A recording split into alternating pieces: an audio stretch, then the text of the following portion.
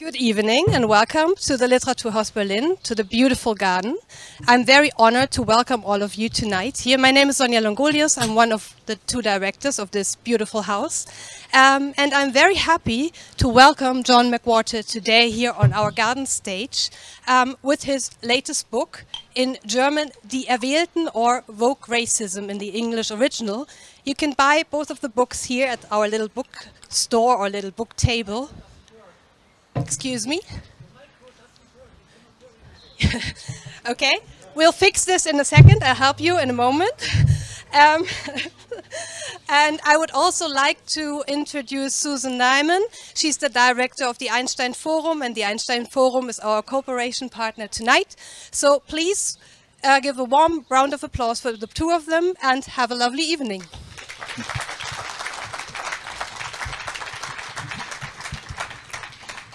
So let me start. Is the mic working? Can you hear me? Okay, very good. So let me start by thanking Sonja Longolius and the Literaturhaus. This is our first cooperation with the Literaturhaus, and I'm just delighted that we could do it here. There are few lovelier places in Berlin. I'm not going to say much about John McWhorter, except to say that I cannot remember anticipating a book so enthusiastically and deeply as I anticipated woke racism. John had been publishing versions and bits and pieces of his argument for a good 2.5 years. For anybody who follows the English-speaking discussions of racism, anti-racism, and everything in between. And I was absolutely thrilled when it was announced that there was a whole book coming out. I should say that as much as I enjoyed the earlier pieces, I think the finished book is just fantastic. It's clear, it's smart, it's honed, it's the right size, and it has seriously affected the American discussion in ways that I hope are deep and lasting. It's a brave book. I don't know whether you've actually gotten any threats, but you certainly, okay, all right, good. But, not that bad. But haters, you have. Contempt, yeah, hatred, contempt, disinvitations. Oh yeah. Oh yeah, absolutely. I'm certain of it. And I was immediately convinced of its importance, not only for the American discussion, which it's directed to. It doesn't say anything about our own discussions and problems in Germany around these questions. But as my friend Eva Manassis said, as soon as I lent her the book, this is entirely relevant and helpful to the kinds of discussions we have been having about identity and racism and anti-Semitism and all of those questions. I should say, for those who don't know it, and I actually didn't know it until I looked at his Wikipedia page, this is John's 22nd book. In addition to being incredibly productive as a book author, he's also professor of linguistics at Columbia University now. Most of his books are about linguistics. He also writes about music. And just in the last year or so, he's been turning out 2 really good columns a week for the New York Times, which I also urge you to follow. John will speak for somewhere between 30 and 40 minutes, depending on how well he can read the crowd and sees your interest, lack thereof, whether you get his jokes or not. He's pretty funny. And then I will ask him a couple of questions that I have in mind, and then we will open the floor to questions and discussion with the audience. There will be a roving mic, so please wait for it. Let's give it up for John McWhorter. Thank you, Susan. Folks, can you hear me? Okay, good. I don't want to talk too long because I just want to make a few points that I think are very important from the book that I'm so happy exists in the language of this country. And one thing that you should know is what the book is not. It's not a book about free speech. In the United States, a lot of the advertisement, a lot of the discussion is predicated upon an idea that I wrote a book saying that free speech is being strangled. That's not really what I meant. And that's because everybody, no matter where you are on the political spectrum, is not in favor of completely free speech. There's certain things, because we all live to about 80, 85 years old, there's limited time, we're not going to discuss everything. We're not going to have free speech about whether or not there should be slavery, whether or not there should be genocide, whether or not women should vote. If there were really free speech, we would discuss those things all the time. I wouldn't be interested. It would be not only offensive, but it would be kind of a waste of time. I believe that there's a such thing as the development of morality and intellect in a society. Nobody believes in completely free speech. The issue with a certain new crowd that I call the elect in English, and you know, the title of the book in German, that term works better in your language than it does in English. That term, the elect, is not catching on in the United States. It sounds much better translated into German on the cover. I like that. That kind of person thinks that more things should not be discussed than most of us do. So it's not that all of us are in favor of discussing anything at any time. It's that they've decided that a huge swatch of topics cannot be mentioned without a person's life being destroyed, far beyond what most of us would consider the bounds of free speech to be. So that's a very different issue. I don't believe in completely free speech, and I'm proud to say it. However, I do believe that there's some people who have decided that there are too many things that we can't talk about, and not for any real reason. And so, what are they, the Auserwählten or the Erwählten? I already forget. Those people are basing their ideology upon one thing, and that one thing can sound kind of boring, really. And so I don't want you to be bored when I say this, but this is the problem that we face in the United States, and I assume in a great many other places from what I've heard, including Germany. There's a certain kind of person who's come to believe that battling differentials in power should be the very center of all of our concerns. Now, I think most of us thought of battling the injustices of power differentials as one of many things that an enlightened person would be concerned with. I would say it's one of about 7 or 8 things that the enlightened person thinks is important in a modern society. Battling power differentials was important to almost nobody 150 years ago. Today, to have any kind of education worth the name, you're probably interested in the fact that power is easy to abuse and that we should always be committed to doing something about it. Where the problem has arisen is that a certain kind of person thinks that that battle against differentials in power, and specifically power wielded by whites, in particular that should center everything that we do intellectually, artistically, and morally. That should be the very center.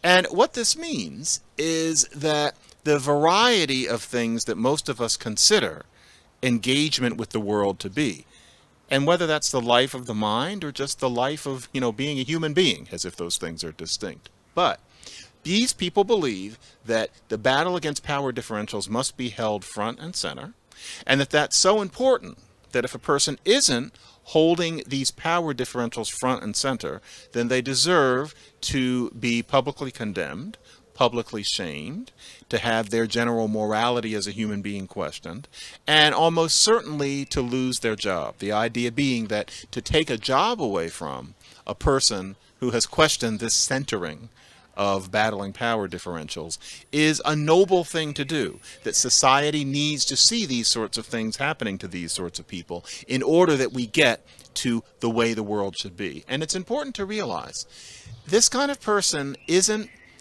a child seeking power. It's not powerful. It's not about evil.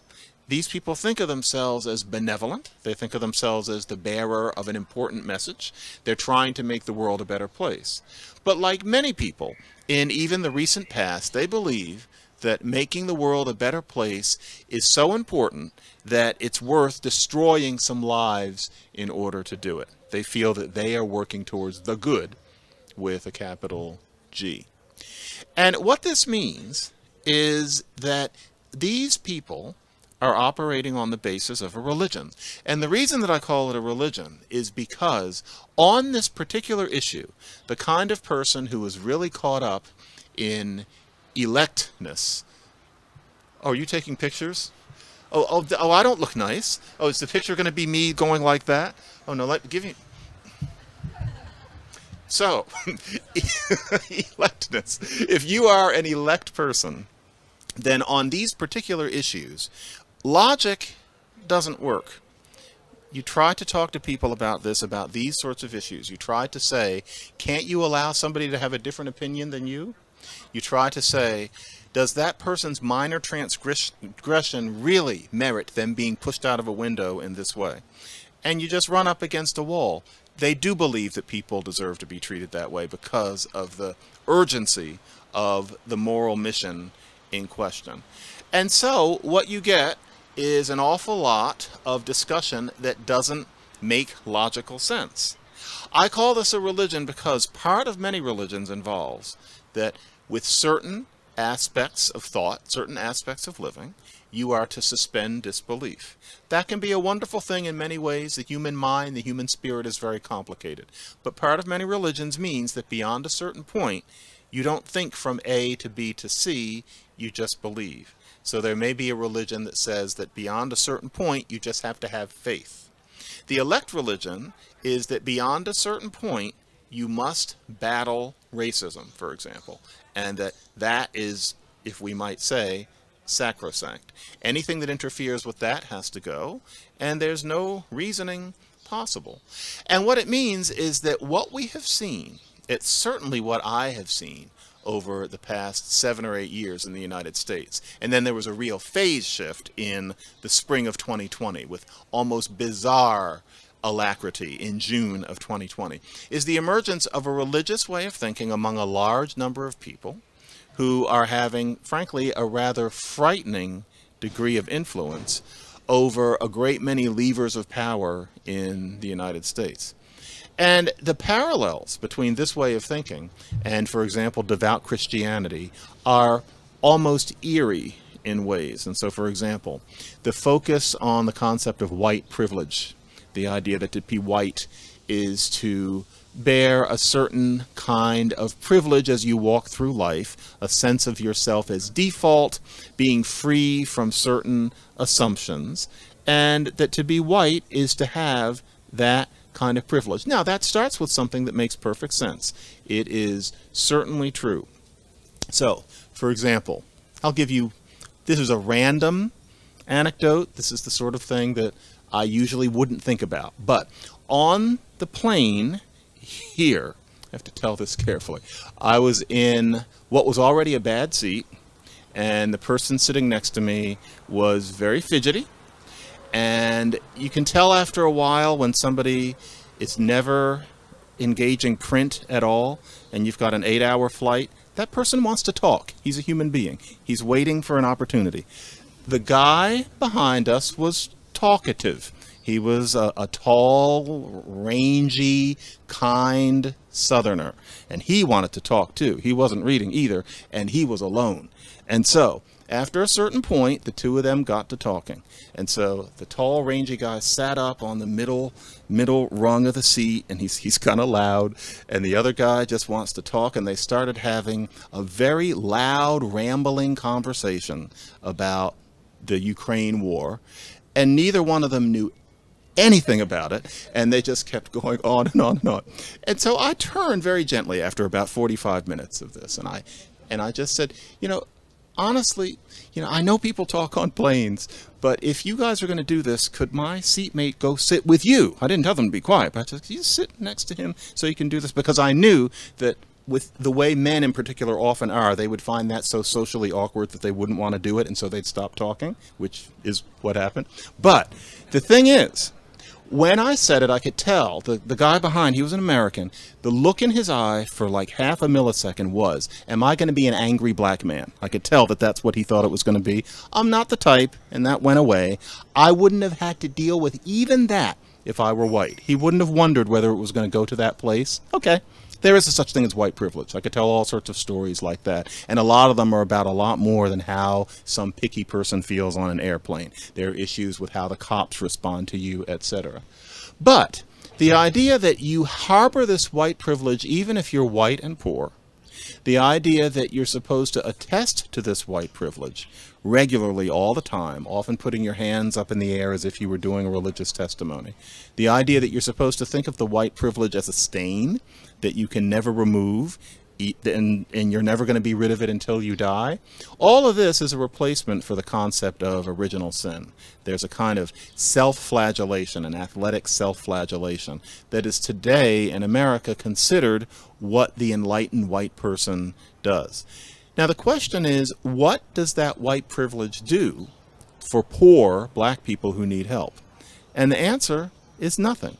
So in itself, it's harmless for people to massage their sense of guilt and say that they have white privilege and it makes them feel better. But if the idea of the new, say, anti-racism movement is to help people who need help, how does it actually help to constantly attest to your privilege and talk about how guilty you are? And someone can make something up about how you have to do that as a prelude to making real change. But then again, at what point in human history was it ever necessary for all of that particular kind of theatrics to precede helping people who need help? It's never been the case before, and no one has an explanation for why you do it now. That doesn't really make sense. There's no logic in that. It's a religious way of approaching what's supposed to be a socio-political movement. There are all sorts of aspects of it, of that kind. You're not supposed to ask too many questions. And if you push questions too hard, it's considered offensive, and you have to be satisfied without a coherent answer. And so, for example, this is something that I hate to bring up, but it has to be brought up for the sake of black people who need help. If you live in a poor black neighborhood, the chances that you are going to be killed by an undertrained or even an evil white cop are infinitesimal. When it happens, it makes the news, but the chances are infinitesimal. You are much, much, much more likely to be killed by somebody of your own color and of your own age and demographic in that same neighborhood. It's epidemic in neighborhoods like that. So if you live in a neighborhood like that, your main problem is what is sometimes called black-on-black violence. And the reason for black-on-black violence is not some kind of pathology among black people. There are explanations for it, and there are things you can do about it. But that's the problem. The problem is not the very occasional white cop who makes a mistake or is a bad person. But our dialogue in the United States is focused with a laser intensity upon what white cops do in those neighborhoods, and we downplay what people in the neighborhoods do to one another. Where if you think about the black mother who loses their son, the idea that you would say to her, well, isn't it okay because your son was killed by somebody from down the street? That's different from if your son was killed by a white cop. She feels the same way, whoever it is, and the chances that she lost her son to a white cop are minuscule. If you ask too many questions about that sort of thing, if you say, why aren't we more concerned with working on intra-neighborhood violence than on reviling the kind of cop who murdered George Floyd? Well, you get answers that don't really make any sense. And if you ask again, you're treated like the boy who sees the emperor with no clothes. It's considered a nuisance. The truth is, you're really just expected to believe. Except in this case, the idea is you must be concerned with racism. Because the white cop is, at least according to some analyses, driven by racism, that's more important than the much, much more common kind of murder, which is not due to racism. That doesn't make any sense. That makes no sense at all. I have a hard time explaining that to my own children, who are 7 and 10, and I try to do it without any snark or any of the attitude that I'm giving you here. But it doesn't make any sense. The only reason so very many intelligent and kind people pretend that it makes sense that we pay more attention to the white cop than what's going on in those neighborhoods when we're concerned with the plight of poor black people is because of this religion. And so I could go on with these sorts of parallels, but the problem is that this is an ideology that purports to be about a racial reckoning, about making life better for black people, that is actually more concerned with a kind of performance and is curiously unconcerned with actually being on the ground helping people who are living real lives and need help. That really, really chills me. And I find it to be an almost peculiar socio-historical circumstance. And the reason that I wrote Woke Racism was not just to show that a new religion has formed. That would be a good magazine article. I wanted to go from that to explaining that this new religion is a bad thing, because some people might say, what's so bad about anti-racism becoming a religion? That's a good religion. There are, other religions that maybe aren't as good a thing in many ways as this particular one. Okay, everything doesn't make perfect sense, but what's wrong with a religion in some ways? But this religion is very, very harmful. And I thought that someone needed to call it out. And I write too many books, but I don't do them just, to have cameras on me or something like that. The truth is, I'm a person who likes sitting in chairs and patting cats and listening to music and reading books. But with this one, what drove me to it was not the religion issue, but it was just that I realized someone needs to call this out. They need to do it quickly. It can't be somebody who needs 10 years to write a book. And I thought the person who writes it has to be black, because if a white person writes the book, even if they're correct, they'll just be called a racist. And I thought, well, I'm black, and so nobody can call me a racist. And of course, some people will say that I hate myself, but it's obvious that I don't. And so that just won't get very far. And then I thought also, it has to be somebody who's not young-ish. And I thought, if it's somebody who's in their 20s, the book will be rejected as being by somebody who's naive. It can't be somebody who barely remembers the 20th century. But then, if it's somebody smarter than me, like Glenn Lowry, who's in his 70s, then the word on the street will be that it's written by an old man who doesn't know what's really going down. When this happened, I thought, you know what? I'm 54, and that means that I'm too old to be called a young boy, but I'm not old yet. And so you can't tell me that I don't know what's going down. I'm still going down. And so I thought I literally have to be the one to write this book, because there are only so many of we black heterodox people. And I thought of all of them, the one, it has to be me. So I took a deep breath. I was sitting on a porch, and I thought, shit, if I may, I have to write a book that's going to make an awful lot of people angry, but that I think needs to speak to. It wasn't written to the right wing. It was written to people who are left of center, who are thinking that these charismatic, supposedly anti-racist voices must be right, and that even if they're not right, they're scary because of this thing called social media, which means that if you go against what they say on Twitter, you get called a racist. It's scary to get called a racist on Twitter. And we're beginning to forget what the world was like when nobody could quite do that to you. Twitter in the United States, I genuinely don't know about here. I'll bet it was either the same time or it's shortly thereafter. Twitter in the United States became default in 2009. And by 2013, everybody was on Twitter, as in everybody with a college education, roughly. And what happens with Twitter is that a person can essentially ruin your life with a few twits of the fingers in a way that wasn't possible before. And because I'm no longer young, I remember being a heterodox black thinker in, say, 2001, where you would write a magazine article or a newspaper article that would make a certain kind of person angry. And what they would do is they would either write you a physical letter or they would write you an email. And however articulate that was, only you saw it. You could sometimes almost sense the frustration of people like that. Sometimes they would send it to a group of people and you, like they want to be seen pillaring you. But they can only do so much. Most people don't own an airplane, and so they couldn't write it in the sky. Most people can't afford a billboard. They could only send it to you. Once you've got social media, you can show it to millions of people instantly, and that changes the whole game.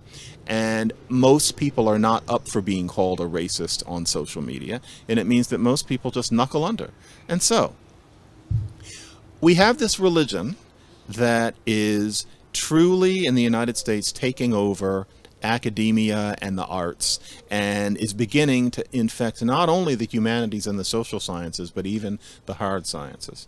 And we're being taught that in the name of this thing called anti-racism, which is basically a call to center a battle against power differentials into everything that we do and everything that we think, what we're seeing is that whole disciplines are being turned upside down into a focus on that rather than a focus on basic human curiosity and basic human rational reasoning. We're seeing people who say one thing, people who do one thing, having their lives destroyed because of that. Defenestration, I've never seen anything closer to it happening to more people than I have at this point. And one of the most chilling things is that if you survey social media, I try not to do it too much, but if you see what people of this stripe are saying about the sorts of people whose lives are being ruined, they truly believe that these people's lives being ruined is the right thing. There is nothing weirder than, for me, watching, for example, linguists, because that's my real home, academic linguistics. Linguists I know, mild-mannered, kind, brilliant people, who really do think that it makes sense to destroy careers on the basis of someone having written a couple of editorials that are not enough in sync with what's considered proper hyper-woke ideology. They really believe this. They have a religion. Otherwise, they're perfectly normal, rational people. But there's this other thing that they've been taken over by. And they've been taken over by it not because they're crazy, but because they think of it as a good. They're white, they're black, they're everything in between. They're not all young. And it is the scariest thing I have ever seen. There are exactly two reasons why it scares me.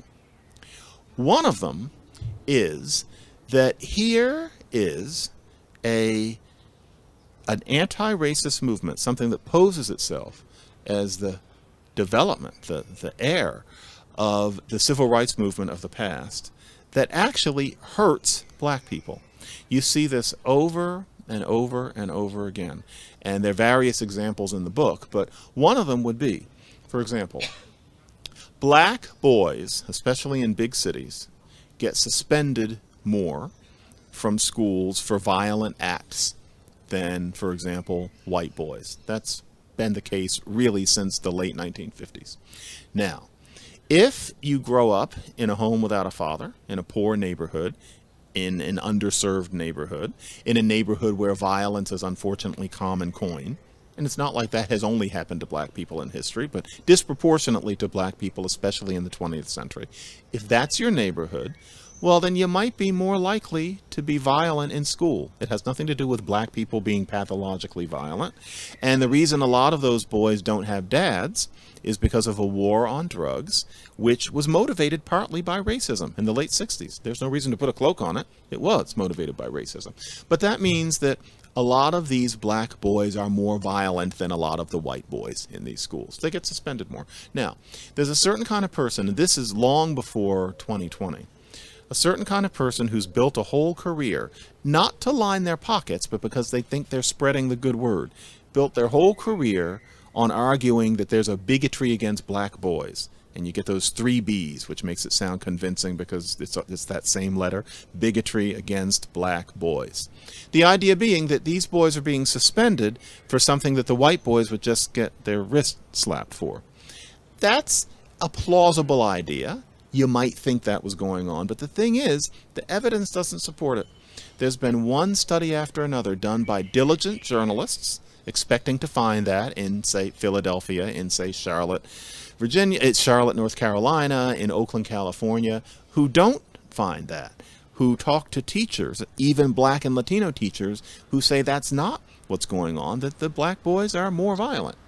However, the idea that there must be a bigotry against black boys has led, under this anti-racist hegemony, to the idea that you stop suspending black boys for violent acts nearly as much. That's happening in a lot of schools. I think of Philadelphia in particular because it's been particularly well studied there, and I grew up in Philadelphia, but it's many cities. Now, you know what happens when you don't suspend violent boys is that they keep being violent in the school, and 2 studies now, probably 3 or 4, but I know of 2 studies now, plus, have shown that the grade point average in that school goes down, and there are more violent acts committed against the boys in question. Now, I think today's anti-racists in particular would say, well, in a way, this is the critical race theory kind of person. They would say, in a way, that's just desserts. That's what those white kids in that school deserve. That violence is them getting back what's been done to black people over the years. But that doesn't work because generally in those schools, most of the students are black and brown. So the students who are getting beaten up and the teachers who are getting beaten up are mostly brown. It's not the white kids.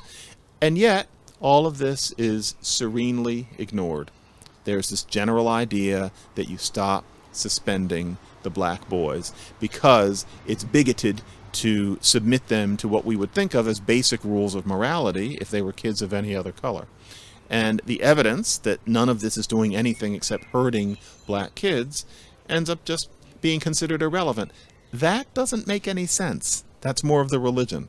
To be faced with evidence like that and to ignore it or to resist that evidence in favor of keeping the boys in the school is based on an idea that what's important is to battle racism, even where it doesn't exist, to at least show yourself to have battled racism, over even helping innocent black kids not get beat up in school. That's today's anti-racism. There are all sorts of things like that.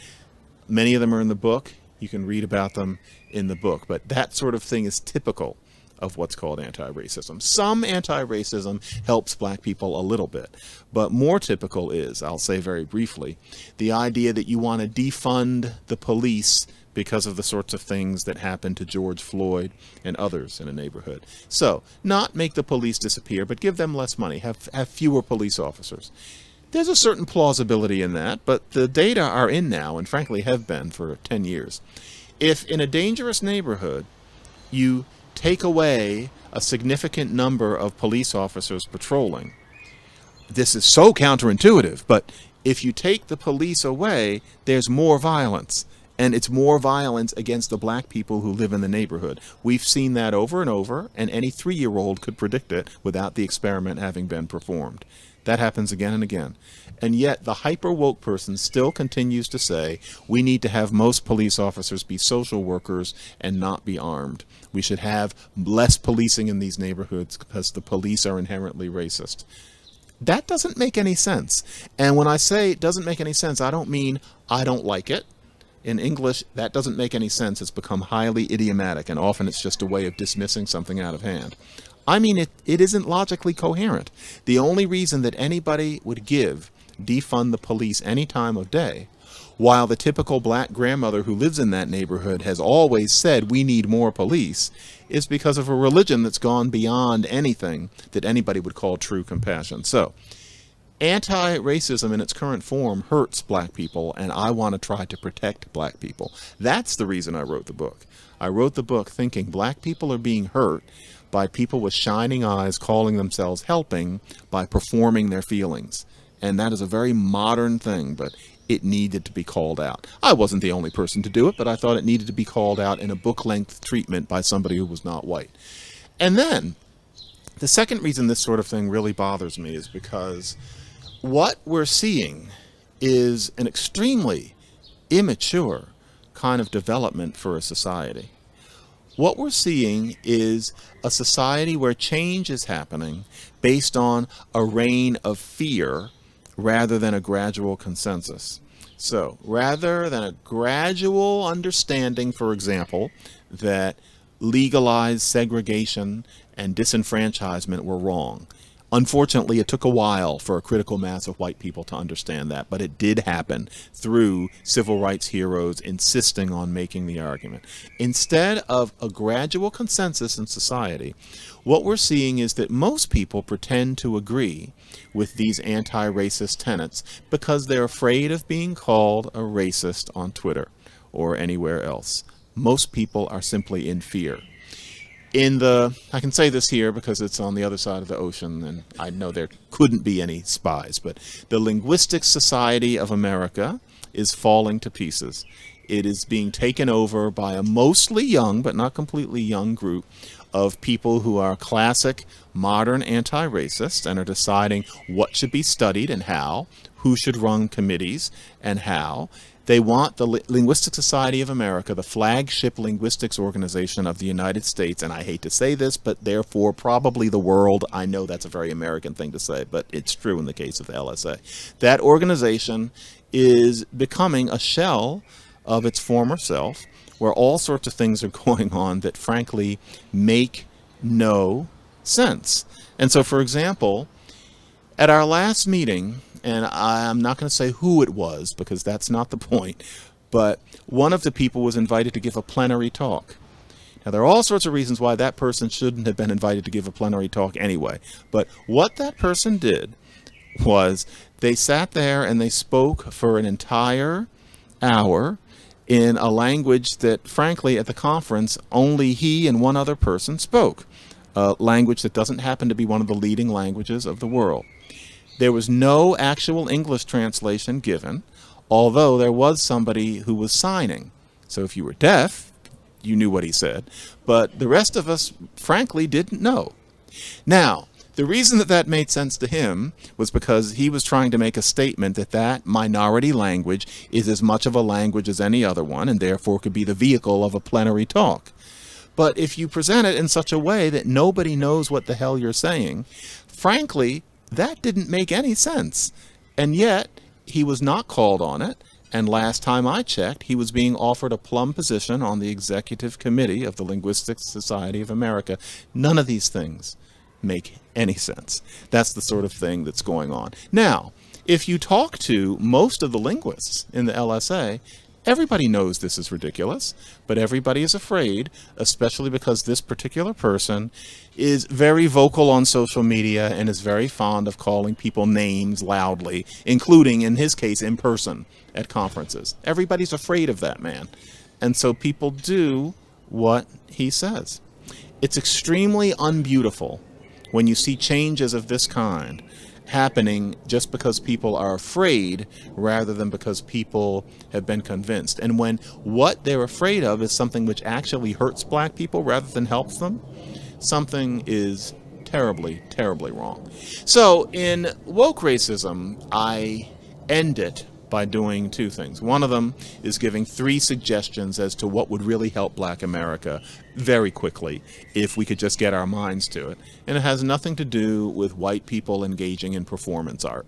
That's not how you make change. It's suspiciously fun to do performance art.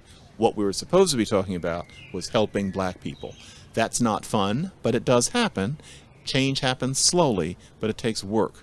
I think that a lot of people are being taught not to do work and to call it work. And then I also discussed that we have to understand that this kind of person on these topics is completely beyond discussion. There is no way to make them meet you halfway. You have to either work past them, or if you can't work past them, you have to be able to tell them, I don't agree with you and you're not going to get what you want. The main point of woke racism is to embolden as many people as possible to stop being so afraid of this kind of person, to learn that in many cases you will survive being called a racist on Twitter for 3 or 4 days. People will have to decide Some people wouldn't survive that. But if you would, we have to realize that this kind of person has to be told, no, you don't get what you want. And when they yell racist, I think it's important to understand that what the terms of the argument are is, I do not think that battling power differentials should be at the very center of everything that we do. That's what you think. I don't think that. I'm not going to pretend to. That's not the way our organization is going to do things. If that's what you want to do, you're going to have to found your own organization. And when that person yells racist, just stand there, hold your breath, count to 10, get a hobby, watch some TV, something, and you know, it'll pass. And after a certain amount of time, my guess is it would be about 3 years, that kind of person would gradually learn that they don't get what they want by calling you names on social media. I think that these people are really, they're organisms. I think of them in a Darwinistic sense. They're not thinking, I'm going to call you a racist if you don't give me what I want. What happens is those people mumble half of the word racist and they get what they want, or they call you racist on social media because they really feel that way and they see everybody else knuckling under. Once they realize that didn't work anymore, they would start to understand that they need to go back to where they were before 2020. And that was that there were always people like that sitting at the table. I'm not against the hard left. I don't think critical race theory is in itself ridiculous, but that kind of person was one of many people at the table. You wanted to hear from the hard left. The hard left often have good ideas. Starting in 2020, that kind of person started standing up at the table and yelling racist and scaring everybody else into pretending. I don't like it. And in some sources, I have used a gruesome image. There is no other image. I don't use it in the book because I want it to be courtly, but I'm going to use it here, which is that there is a smell to what's going on in the United States right now. And it is a smell that involves stains. It is a smell that involves a lack of control. It is a smell that involves underwear. That is what has happened in the United States. I smell it all the time. And that is not the way a mature society is supposed to evolve. It's an evil thing. And so, woke racism is about something terrible that's happening to black people and something terrible that's happening to a society. And as many people have objected in the wake of the publication of it, there's a lot of censorship and silliness and religion and ill will coming from the right in the United States as well. However, it does not dwarf what's coming from the left. There's illiberalism happening on both sides. And because, believe it or not, I think of myself as a person of the left, and because I, for better or for worse, I'm in the world of academia, at least for now, and the media, that is what concerns me most, that I'm seeing everything that I know falling apart. It could be said that America is falling apart in general, but I only know my part, and that is what woke racism was about. I hope this has made sense. You still might want to read the book, but if you don't feel like it, I've given you what you need to know, in English at least, and I guess now is the part where we open it to questions from Susan.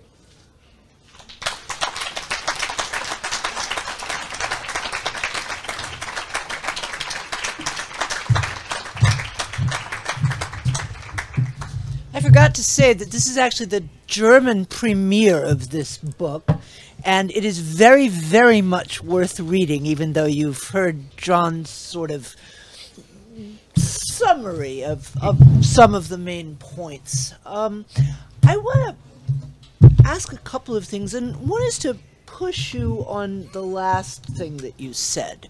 You live, I don't know exactly where you live, but you work at Columbia. Yes. I'm assuming I live in Queens. Okay, you live in Queens. I don't. Let's pretend I live on the Upper West Side, because I would if there weren't some extenuating circumstances. Okay. Let's make me that person. All right. You hang out on the Upper West Side. Right. You write for the Times and the Atlantic and such publications.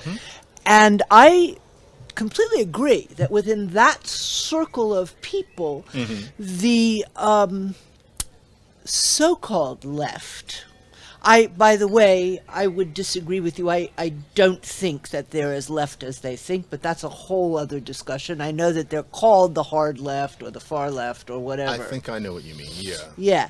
The wokies is what I would prefer to call them. The wokies are doing a lot of damage. We all know stories of, people who are terrified to say what they think because they've seen other people lose jobs and be silenced in all kinds of ways. So that is where, and basically that's my crowd too. And as I told you, we have not unsimilar problems in Germany. I cannot tell you how often I have been told, well, you're Jewish, you can say that, but I can't, okay? But we're both in similar milieus, and they are the milieus that have the cultural power. But in the and by the way, you didn't mention publishing, which you could have thrown in. It's not just academia and the arts. I should have said that. Yeah, very, very serious questions about. As in, woke racism was only taken up by one publisher. It was ignored by everybody else within seconds of going out. Yeah, it was clear. Yeah, definitely. Yeah. So those are the wokies have the cultural power. They don't have the political power. No. And the political power is right now in the States being held and defended at gunpoint by a lot of people who would like to say, for example, ban Martin Luther King and Toni Morrison from school boards. So I wonder. My own view, by the way, is that the wokies have contributed to the backlash, although I think some backlash would have been there. We saw this with reference to President Obama. Yeah. But how do you deal with that dilemma? Yeah. Culture matters to me because I guess I work in culture. Sure. So what? Politics matters because politics is reality.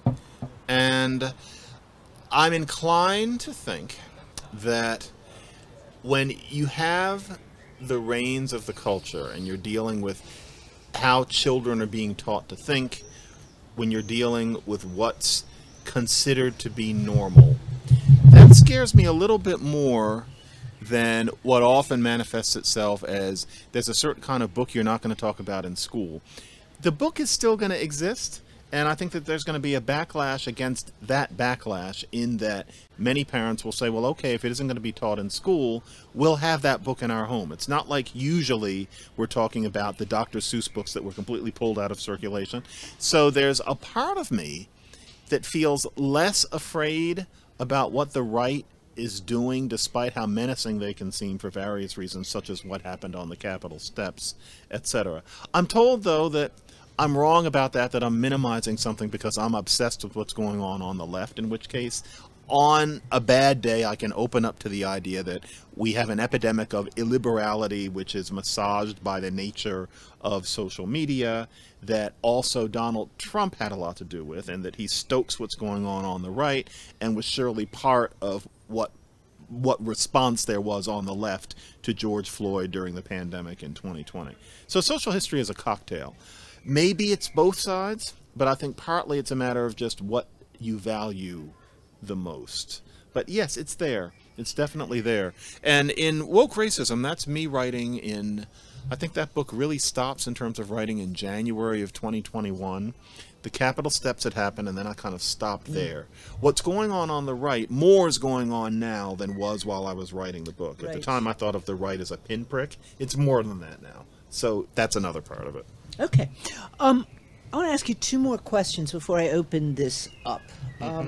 I've been really struck recently by the fact that for all people are talking about racial reckoning, but there's an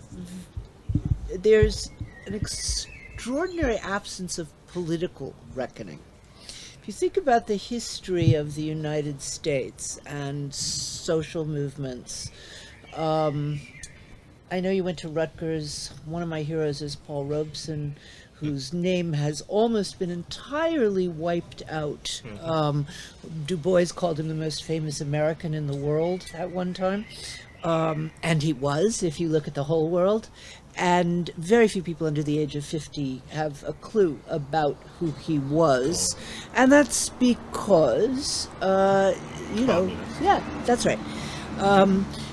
We have entirely forgotten that, communism or socialism, let's say socialism, was a real living movement in the United States, with all kinds of cultural heroes and American idioms. And I'm always shocked at the ignorance of, let's say, people 50 and under on that score. I am wondering why. I mean, I guess I have my own theory about why this is the case, but I'm wondering what your theory is. We concentrate in the United States on racial inequities and racial history and have left out huge swaths of political history. They're just not present. Have you ever thought about that question? Mm-hmm. The race issue is easier and less abstract to many people, I think, because you start with something as starkly unjust as slavery. I mean, unjust doesn't begin to explain. And then you've got Jim Crow, which was often the same thing. You've got something as stark as skin color, discriminating against people because of the color of their skin. That's oversimplifying, but it's easy to build a movement around decrying that. To build a movement around explaining why people like W.E.B. Du Bois and Paul Robeson and many white people, Emma Goldman, etc., were chased out of the country because of their views. Pete Seeger. All of that can seem more abstract because the issue was how a society should be run. So you're a communist, you have to leave. It's hard for many people to even recognize what the difference between a socialist and a communist is. Maybe there was something wrong with them anyway. Why were they communists, etc.? It isn't as stark. Whereas, frankly, yes, the history of the United States is based on unjust persecutions of those kind as well. I mean, just to imagine, for example, Lillian Hellman, the Jewish playwright, at the height of her fame in the 40s, throwing drinks on people in her living room, insisting that the Stalinist regime was okay, and holding on to that long after it was painfully clear what was going on. That kind of attitude is as backward in its way as the sorts of things I was just talking about. And so that's a whole other side of it. Yeah, I know what you mean. It's kind of like the history of life. We think of it as being all about how we get human beings, and then there's all this bacteria and sludge. But the truth is the bacteria and the sludge are more successful than we are, and every bit as interesting if you just look at it in the microscope. Your history makes more sense. And so, for example, Jill Lepore is one of the best public historians I know of. I read every one of her books. She even wrote one about language, and she didn't make any mistakes. It was astonishing. Then she tries to write her own history of the United States, and it's all about wokeism. It's clearly just this beautiful gift to the woke. And it doesn't tell the story of the country because she's not concerned about, say, for example, what you just talked about. That's not interesting to her. I was surprised. That's the kind of mistake you can make. So, yeah, that's the problem. Anti-racism is in many ways easy. Yeah. You know? I was actually in a panel discussion where there was a youngish, 40-year-old black artist, and I raised a similar question, one of the endless Zoom discussions that we did while we were pushing. And he says, "Oh, I never thought of somebody being discriminated because of their political beliefs before." Did this person just say it straight? Oh, totally straight. How That's old were verbatim. I'd say 40-ish. And see, this person is brilliant. Yes, these sorts of things, this is how you can be deceived in that way. Yeah, because it did happen. Lots. Last question. When we were talking this afternoon, and I was trying to give you a summary of the intense and often crazy political discussions that have unfolded in the on last these. year and a half in Germany, you said something like, Oh God, what did I say? you're jet lagged. You can excuse. There's the excuse. You, I haven't slept in days. I know you just no. You just landed this morning. So if I'm slightly misquoting, forgive me, but I don't think I am. You looked at me and you said, "Don't you think maybe Germany overdid it with this guilt thing?" I did say that. Yeah. Okay.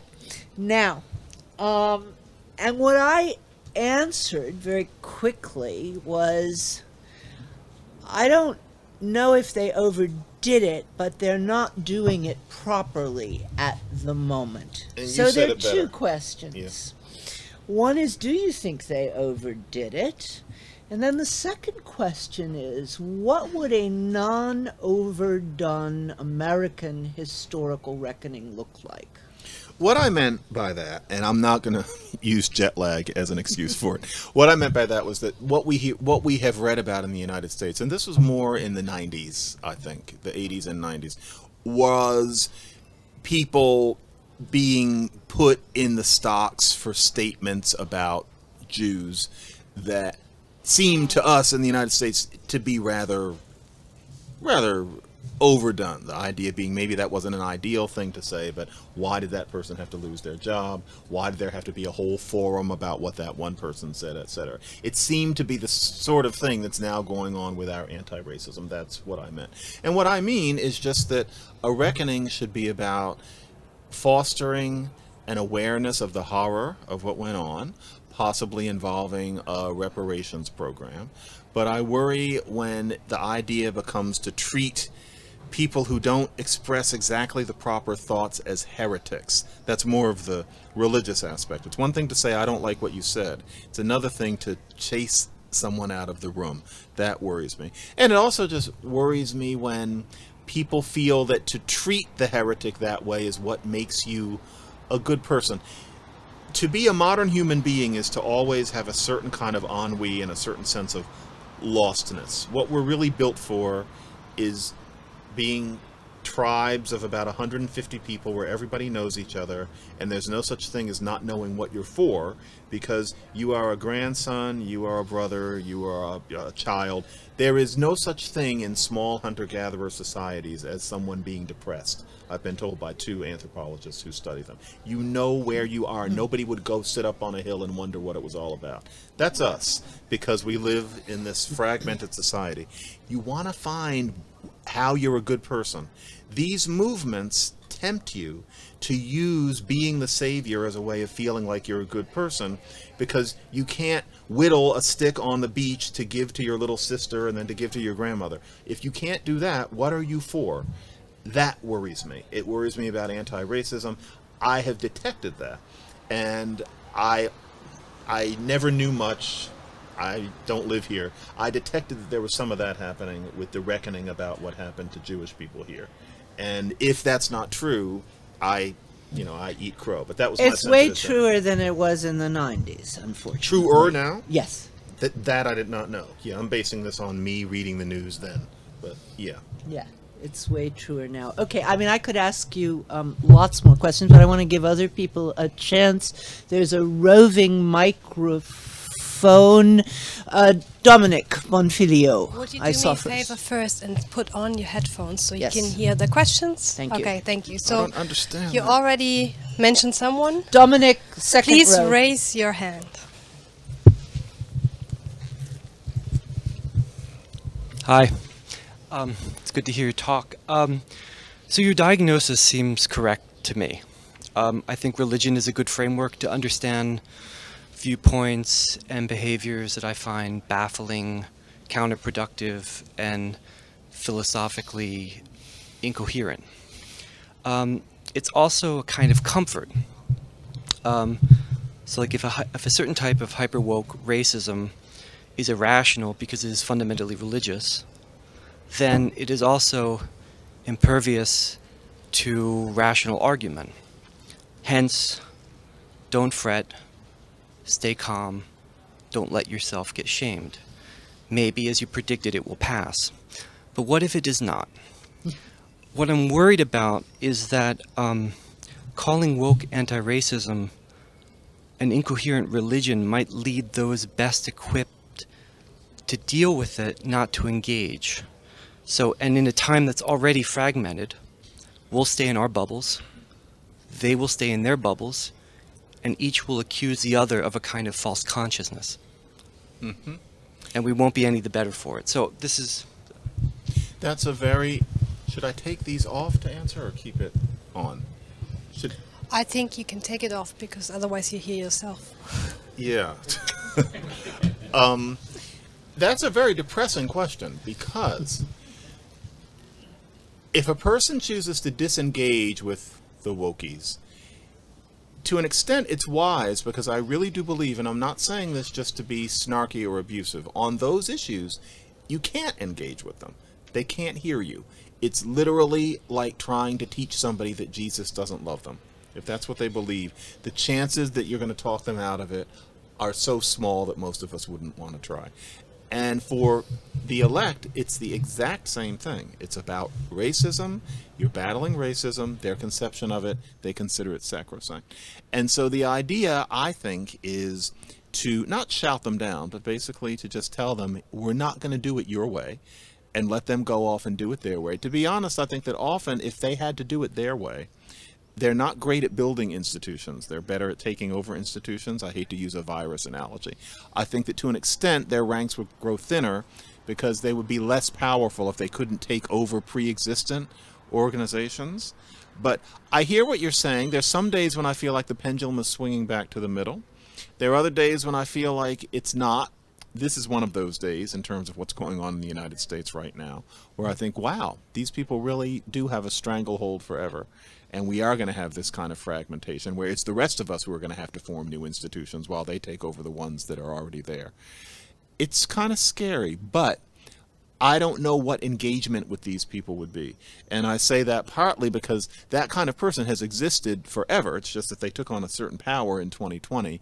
I've known these people, particularly in my own subfield and in some others, and reason just doesn't work. On that, they can be reasonable about everything else, but on these subjects, you're talking to somebody who simply cannot reason.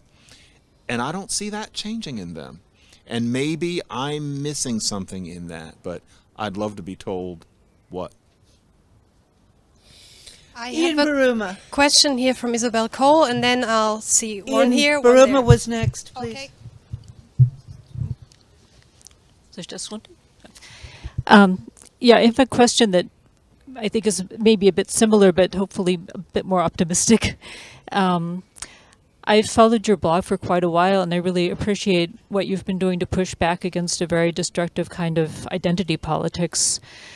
I do worry a bit, though, about if there's a danger to sort of working in a similar paradigm to identity politics in the sense of focusing very much on labels, or finding a label for the woke, or for finding a new label and calling them the elect, if it doesn't possibly feed back into this dynamic of people creating tribes and polarization, and if by strengthening these labels, if there might be a sense for people, you know, an increased tendency for people to circle their wagons or gravitate to the label that you're kind of emphasizing there. I mean, to speak from my experience, I know a lot of people who, you know, have a lot of friends who probably lean woke.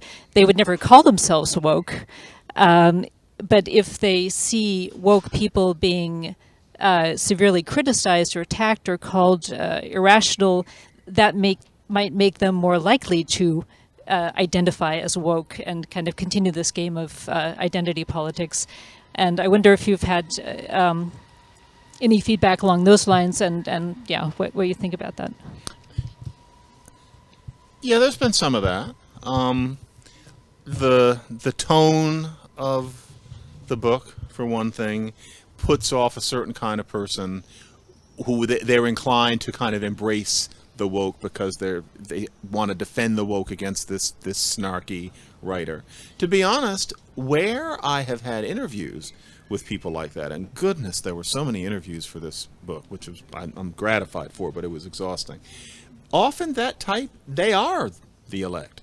mean, they don't think of themselves that way, but I think to myself, wait a minute, they share exactly these beliefs, and that's part of why they're so upset. But just to tell you, once again, I don't mean to sound dismissive, but I'm not sure what one would do other than otherize this kind of person. Woke racism really begins in the most trivial way for me. During the pandemic, I started using Alison Roman, the New York Times food writer's recipes. Every week I'd make one of her things because you're stuck inside.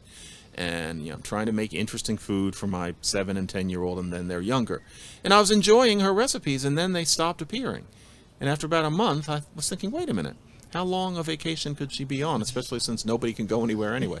And it turned out that she had basically been fired by the Times because she had said something snarky about Marie Kondo, who's a Japanese national, and Chrissy Teigen, who was a model who's half Thai and I guess half white or Cherokee or something. But the thing is, Alison Roman got in trouble for dissing 2 women of color, as in somebody who grew up in Tokyo and somebody who I don't think thinks of herself as a color at all.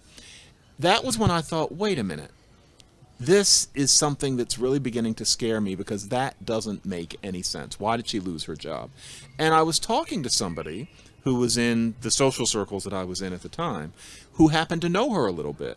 And this gentleman, I would put him at 32, brilliant, a writer, temperate-minded, nice guy, plays that game where you keep a ball up in the air with your ankles, whatever it is, that game that guys like him play. Nice guy. And we were talking about Alison Roman, and it was clear from our conversation, there were no voices raised or anything like that, but he thought she deserved what she got. And I could tell that nothing I said would have convinced him otherwise. And yet she was a perfectly innocent person. That was the day.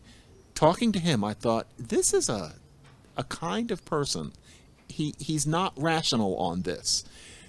I don't know what I would do other than to seek to make other people see that otherization in him. To be too hostile would be counterproductive, but to be utterly neutral would be dishonest to what the human spirit is. I genuinely don't know. So I take your point, but I find myself stuck on that. Ian Baruma. Thank you. Do I take it off as well? Yes. Thank you. I entirely agree with your religious analysis. Woke religion seems to be worse in the United States, in the English-speaking countries, and a little bit in Northern Europe than anywhere else. And I wonder whether that has something to do with Protestantism, because Protestantism has a tradition of apology in public and reasserting the purity of your faith and so on. To what extent is this yet another example, in America particularly, of a wave of Protestant Puritanism, and therefore it has a longer history than 2020? There can be no question that this is, as the writer Matt Iglesias has called it, the Great Awakening. Yeah, it is a secular version of something that's happened before, and it scratches that same itch. And it's not an accident that wokeism is worse in Anglo-Canada than it is in the United States. It is virtually non-existent among most of the Franco-Canadians. They're the Catholic ones. There's something Protestant about this, and I started noticing that very quickly. And so certainly England, certainly Sweden, not Brazil, except among academics. Academia is kind of Protestant in a way, but yes, there's clearly that contrast. Definitely. I gotta say, the French are talking an awful lot about le wokism. French, yeah. Yeah, the French. I haven't had any discussion with anybody in Paris where it doesn't come up. Le wokism, right. Le wokism. So I have done a study of this, but I don't think My it's sense was only that Protestant. Le wokisme in France is less rooted in Catholicism than the people who are this way are less Catholic than the French Canadian people was my sense of it. May well but be. I know what you mean. May well be true. There was a gentleman here.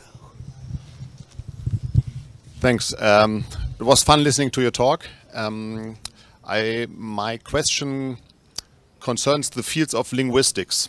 So Don't remind me. I was wondering how your observations about the elect relate to the phenomenon of concept creep. So Of which? concept creep. Can I?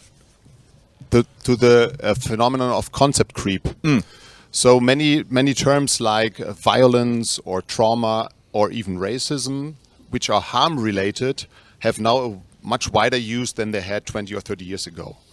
And it could be that it's just sort of an effect of our moral sensibilities or moral progress, that we look more for harm in the world.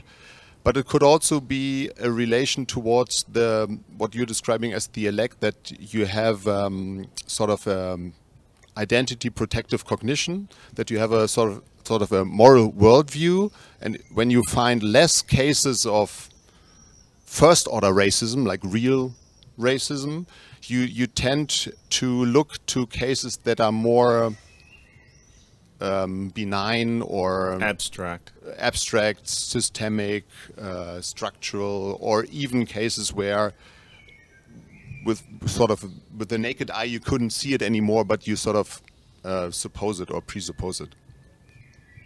Yes. That is an issue. The use of the word racism, the use of the word violence, the use of the word trauma. A time traveler from 1970 would be baffled by the way we use a lot of those words. And what those things can do is they can make it seem like people are deliberately changing those meanings in order to manipulate people into action.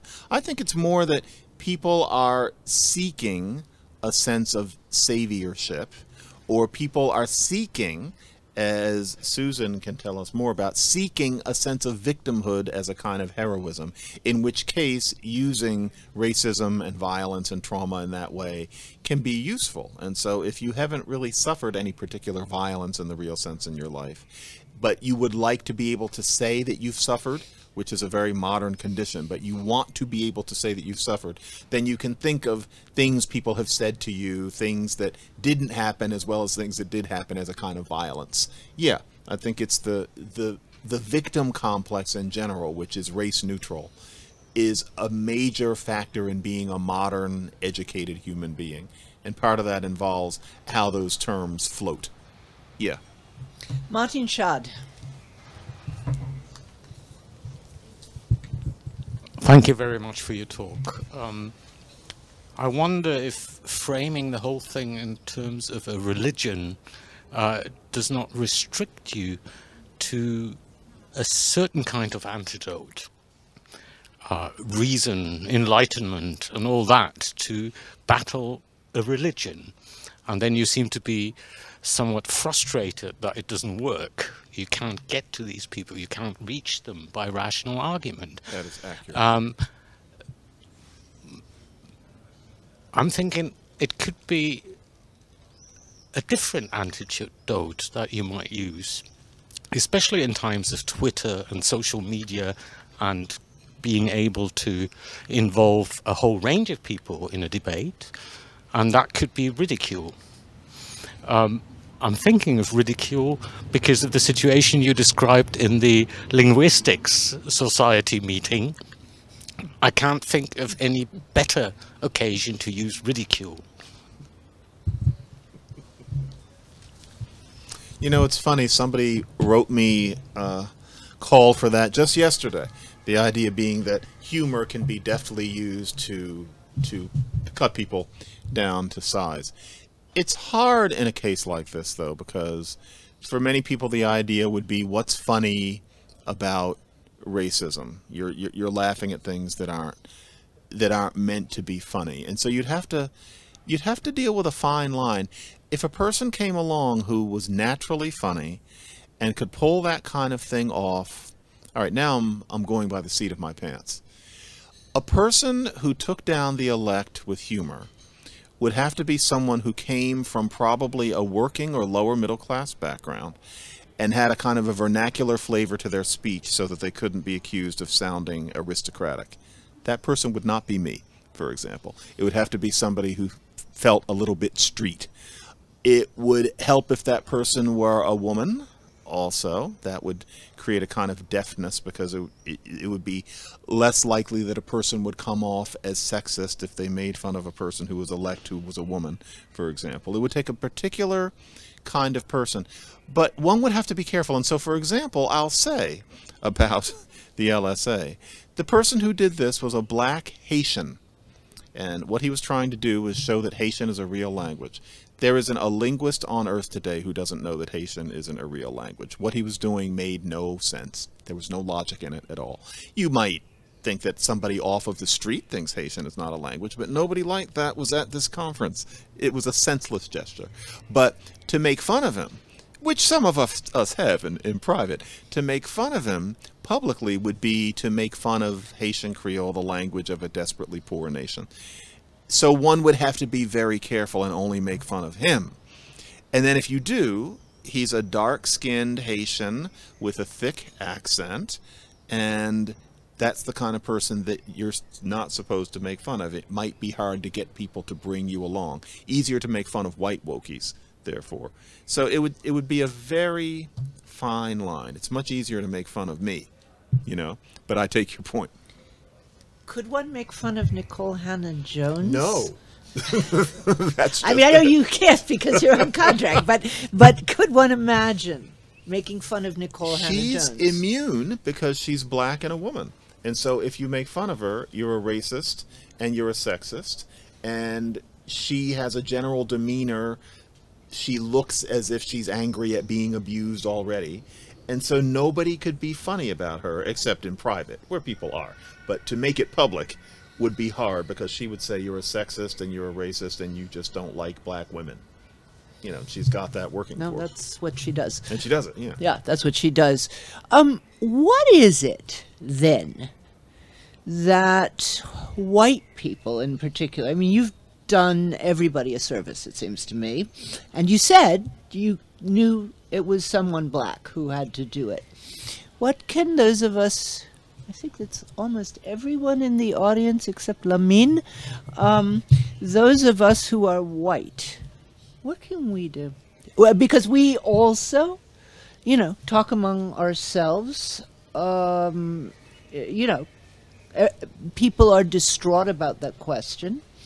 But you've said, I think, if I've got you correctly, so ridicule's not going to work, reason's not going to work.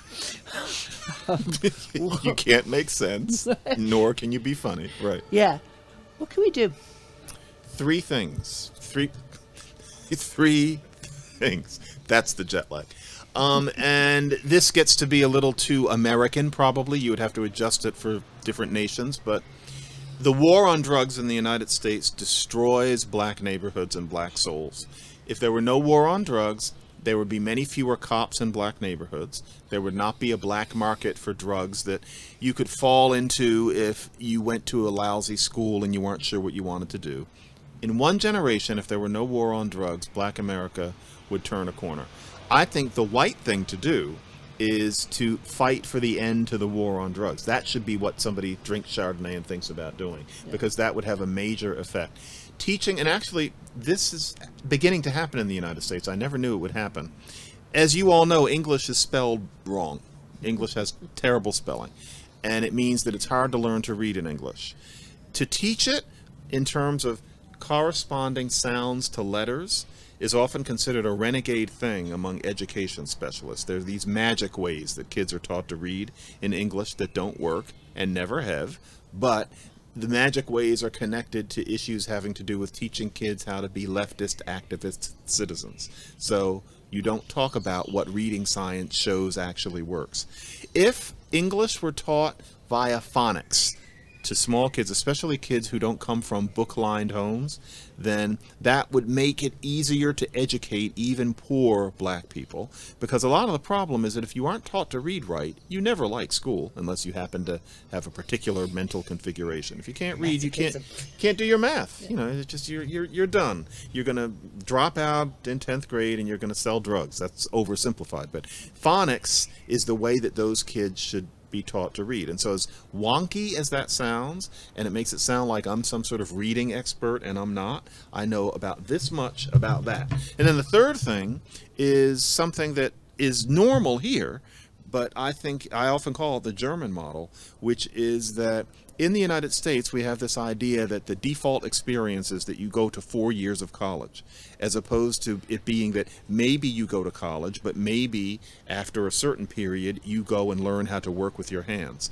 Vocational education is the way to go in the United States because it would save especially black neighborhoods. The idea that the kid who grows up in a neighborhood like that needs to go into debt and spend 4 years pretending to like Shakespeare and living in a dormitory, there is no reason for that. I mean, even people who go to college don't really like Shakespeare for the most part. That person should spend 2 years learning how to fix heaters and air conditioners and make $100,000 a year often if he does it well. That sort of thing should be focused on more than 4 years of college. So, no war on drugs, teach reading the right way, vocational school is as good as going to college. Those 3 things, I think, would solve the race debate in a generation or 2. And instead, what we have is people saying, I know I'm privileged. Those are all U.S. focused, proposals, and I would almost be inclined to agree with them. I'm concerned about the last one, and it's quite interesting. It looks like you're reviving the Washington Du Bois debate. I never thought of it that way, but yes, except it wouldn't be that I want people to start with the air conditioners and then move on up to becoming talented 10th people. I have, because it's all about me, I have an electrician, and it's a father and a son. And the son, I'm sure, is going to make his son an electrician. Whenever something goes wrong, they come and fix it. And they used to have more money than me because they were having a good, vocational experience. So not start on the bottom and move up, but people should have a choice as to whether they want to go to college or whether they want to do the equally important thing of being an ultrasound technician or, being a plumber, etc. That. And so I thought you were going to tell me that it doesn't really work well here. Oh, no, it's exactly what we have here. Yeah. And in many ways, I think it's a good thing. But I guess I actually think that reading... not so much about class. I actually think, and it's not talented 10th view, but it's the idea that, reading good books... I mean, if I were, educational czar, I would put everybody through the Columbia Core, I think it's good for the mind. I think it's good for the soul. And I think if it were taught well, and of course you're absolutely right, people have to be able to read first. I think if it were taught well, you could reach an awful lot more people than are actually reached by it. We shouldn't go too far into the weeds about the Columbia Core. Sorry, just to explain, this is unusual in the United States. The University of Chicago does the same thing, and those are the only 2 schools St. John's too. Right, yeah. But St. John's is just anyway. This is a required course of great books that every student is required to take in their first 2 years. So they're all reading the same thing, and they have a background in a series of great books. There are questions about canon and, are things being added? My view is that canon is not really a problem. You add to the canon, you don't subtract. I think everybody should read Homer's Odyssey. I think everybody should. I think they're, for example. So, and the idea that is fundamental to the Germans don't actually have a word for humanities, something that annoys me. No, Geisteswissenschaften, which is actually a very different concept. That's not different concept. But the idea that it adds to your own humanity to immerse yourself for a while in the literature and philosophy and history of other cultures, other times. I happen to think that's true, even if what you turn out doing in the rest of your life is fixing people's electricity. Susan, I can meet you in the middle on that because I wasn't sharing my whole view of education here. What it really should be is that school stops at 10th grade. and I'm stealing this from Leon Botstein, who's the president of Brown. Should not be 12th of, what did I just say? You said Brown. That's the jet lag of Bard. and Bard is essentially where I went, and so I should know. But yeah, you stop after 10th grade, and then you go off and do what you're going to do.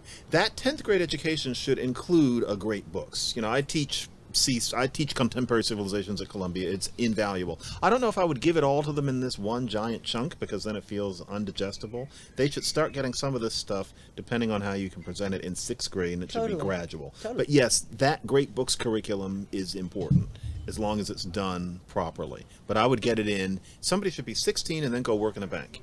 And yes, they should have their great books by then. Good, we agree. Yeah. There's a question right here in the front. There's one here, there's one there. It's okay? It's very quick. I regard myself as an anti-racist all my life, but far from being woke.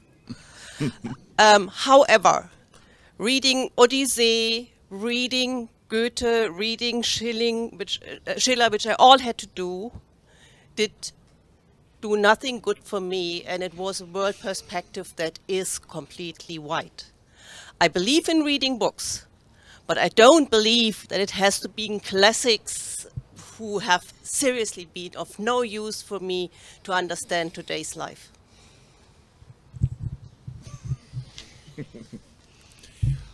I think this.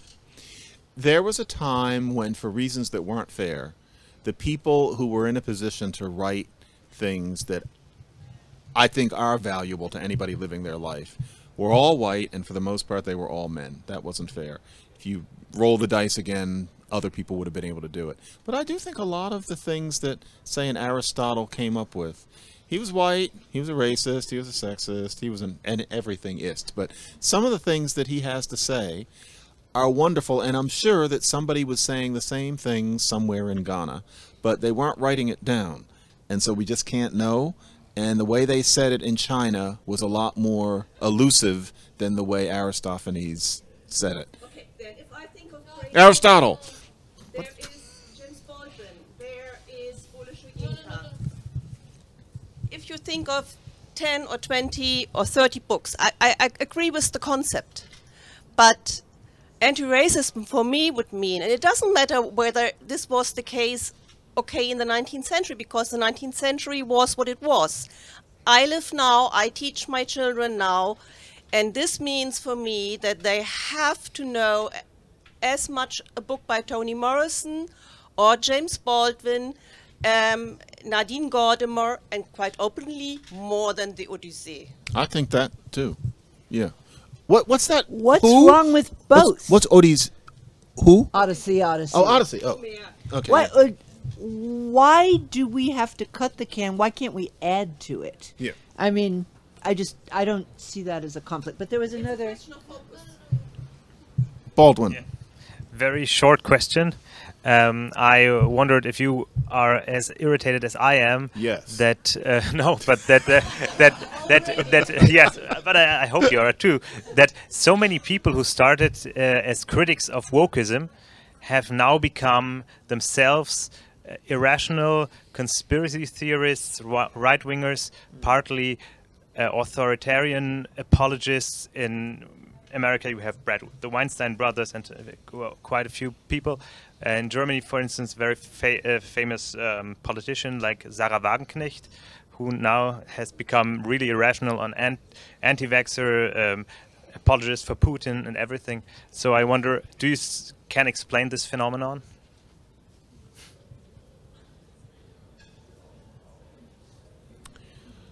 I don't like that. It can be really embarrassing when time goes by and you've interviewed with people like that and then they turn out to be crazy.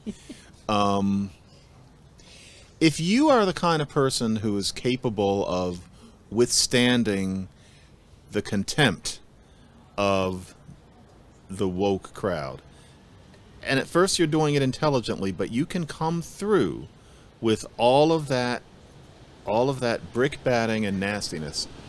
There might be a part of you that also just enjoys throwing bombs. I think that's the human side of it.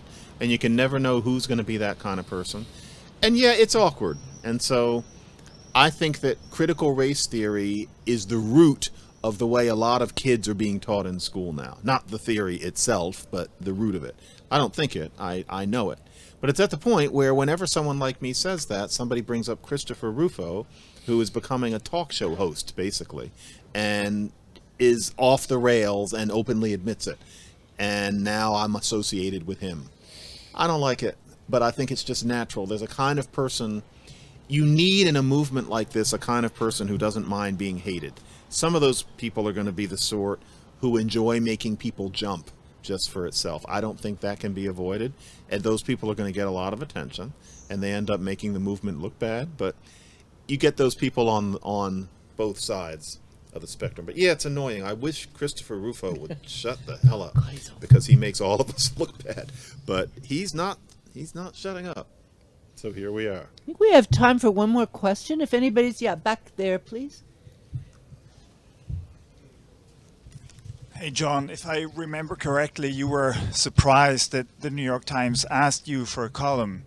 And I noticed that, for example, the New York Times wants it with a big letter B instead of a small one. Has writing for the New York Times affected your outspokenness or any of your sort of views that you write about in the New York Times? Other than that, do you have to discuss a lot of things before publishing? That's an interesting question. No, not as much as you'd think. I think they want that. I think they think that the procedure is that I'm going to call the editors and say, let's talk about me doing this. And I just don't call them. I just send them a draft of what I want to say. And I've had to do much less fighting than you might think. No one has told me this for sure, but it's painfully clear. I am edited more closely than anybody else on the page. When I say something, it has to be backed up with a whole lot of facts and links. And so a lot of those pieces, if you ever feel like the pace is dropping and there's all this summary of things that happened and you frankly already knew it, and so does everybody, I didn't write that. That's the editor sticking all that stuff in to make sure that I'm covered. But no, there hasn't been anything like that except for one piece where there's been this very eccentric story. I wanted to write about black homicide rates. And for the first time, there was some resistance, not just, oh goodness, you can't say this, but just, wow, we're going to have to work really hard to edit this one. And like week after week goes by, and come on, how hard could it be? But, you can do something about that. And so you can say, it's time to publish this piece, and I'm not going to write you another one until we get through this, and it should frankly take about half of a day. Let's do it. Then somebody goes and kills a whole bunch of people at a supermarket in Buffalo. That piece has to wait a long time now because that was much more important than what I was going to say. There's only been that one piece, though. It's been surprisingly easy. I think the Times really does want to open up to different views. I think they know that I'm not going to say, they're not going to hire Christopher Rufo. But still, I have not felt muzzled at all except for that one piece. And it's not like they're not going to do it. It's just that I can tell they don't want to. But they're not going to keep me from doing it. And one day, that one's going to be published. But given what's been happening with the guns lately, I don't think it would be in good taste. But that's the only one. So, well, that's good news. Anybody have a really, really important but quick question? I'm not seeing any hands, although the light is getting in my eyes. I can't see Okay, anybody. one last question from the lady in front. So maybe my English is not that beautiful that from other people who were around. You're my German. Yeah, I was just listening, and everything today was more, exactly about the black racism, but not about the other possible racisms. We here have a lot of them, like speaking about refugees and unequal rights of refugees from different countries that we have right now here in Germany. And when we are speaking about the racism, there's also a wall of tolerance. And like what would we learn our children or something like that. And in what we have right now is like a tolerance as a possibility of being distant, and kind of I just find the word for this. Yeah, to endure. Yes, so to endure the other people's meaning, and like, isn't it the life full of hypocrisy? Like, you mean? And what is our way to real tolerance that is not only distancing? Like, I see this person, it's different from me, and I don't want to know more about him. I'm just keeping distant, and it's okay. That's very complicated, because you might want to ask, does everybody have to know so much about everybody else? Like, maybe the distance is better than what another side of the coin would be, which is overly fascinated, asking too many questions, which is what some black people in the United States complain about. For me, the issue of tolerance, though, is that tolerance is one thing. Allowing difference is one thing. But too easily, and I don't know if this happens here or not, I've heard it a little bit, is that tolerance becomes lowering standards, that the way you tolerate somebody is to not expect the best of them, is to, lower grades, not to expect them to be on time, not to expect them to be nice. That's a dangerous kind of tolerance. I've heard of can I say it? There's so many layers. I'm going to say it. And I don't know much about it. It's just one conversation I had with somebody 20 years ago, but something called, and pardon me if this is wrong, I don't know the shape, but nego bonus is that sort of thing. And I don't know if bonus is used with other groups, but the idea being that just the fact that you are a black person gives you this bonus evaluation. Used with Jews. Jews too? Oh, yeah. Juden bonus? Yeah. Yeah. And so, yeah, that... Okay. So, yeah, that worries me. I would hope that the United States would not be imitated in terms of that kind of tolerance. But then, on the other hand, maybe some distance sometimes is okay. That's just me. I don't know how many people would put it that way, but how curious do you need to be? I don't know. If I can just for a second throw my own 2 cents in, I think that tolerance is the wrong concept. Tolerance is a concept that was developed in the 17th century wars of religion, where the idea was you were tolerating your neighbor's version of salvation rather than throwing him on the flames, okay? And that was what it was about. It was not about tolerating different groups of people, okay? And I think it's been deeply misused in discussions about racism in Germany, right. Because none of us wants to be tolerated. I mean, if you think about how the word is used in ordinary language, I shall tolerate you. Yeah, you're exactly, and you're absolutely right. It's not just a distancing; it's a kind of disrespect. I can't do anything about you, so I will tolerate you because you're there. And I actually think the use of that word, telling racist people to be more tolerant, actually produces the opposite, because you tolerate things that you have no power to change. A headache or the loud music coming from the next. You have to learn to tolerate it. You have to learn to tolerate it. So I think it's I've been arguing this for some years. I can't change yet people's use of language, but I think it's absolutely the wrong concept to use when we're talking about racism. What she said. Yeah. Let's conclude the evening. I am so glad that we could invite you to the Literaturhaus cum Einstein Forum. It's been a really, really interesting conversation. Please join me in thanking John McWhorter. Thank you. Oh, and can't see you. If you haven't read the book, you can pick one up at the entrance.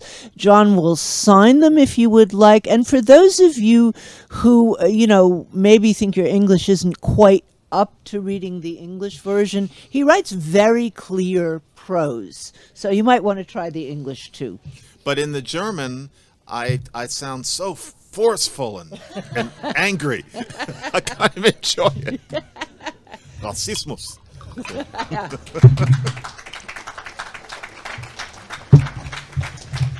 was fun. That was. Yeah, you've got a few. I do.